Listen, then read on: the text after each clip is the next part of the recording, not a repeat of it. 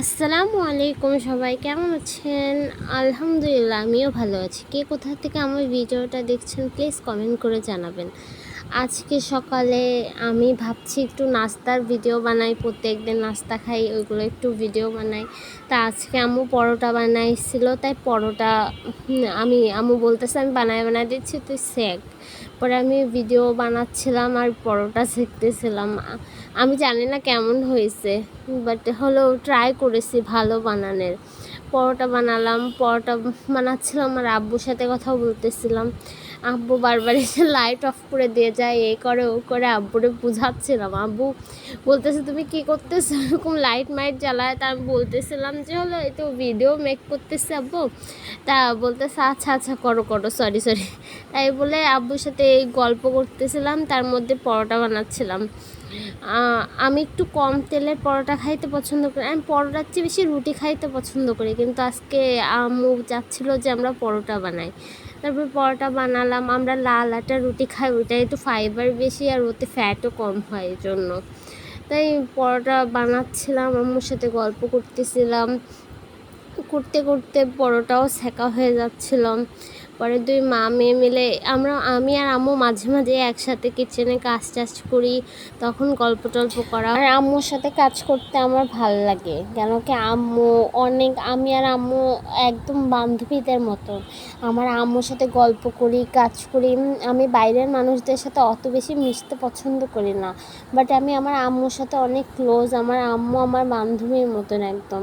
আমি বাইরে কারোর সাথে কথা বলতে হেজিটেট ফিল করি, বাট ওরা কেমনভাবে আমারে পারসিভ করবে। বাট আমার আম্মু অনেক ফ্রেন্ডলি, আমার আম্মুর সাথে অনেক কমফোর্টেবল একটা রিলেশনশিপ। আমার আম্মু সবসময় আমাকে লাইফ লেসন সবসময়ই ভালো ভালো কথা শেখানোর চেষ্টা করে, ভালো কাজগুলো করার চেষ্টা করে।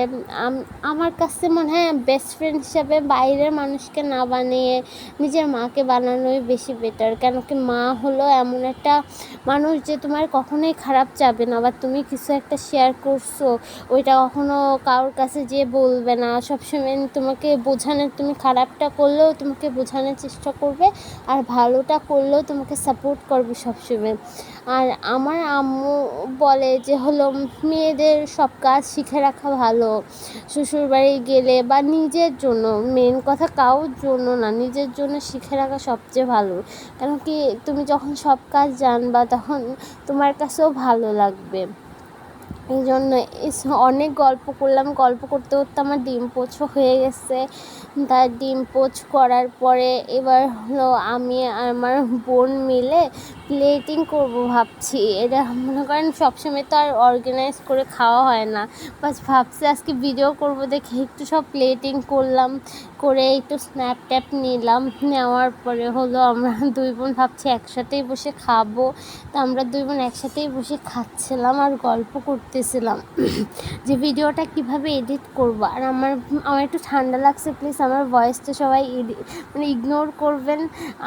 আমি অত ভালো ভয়েস দিতে পারি না, বা আমি অত সুন্দর সাজিয়ে কথা বলতে পারি না, বাট আমি চেষ্টা করি যে বলার জন্য। বাট আমি প্রথম ভয়েস দিই, তো অনেক বেশি সুন্দর হয় না, সাজানো গোছানো হয় না, বাট আশা করব আপনাদের ভালো লাগবে।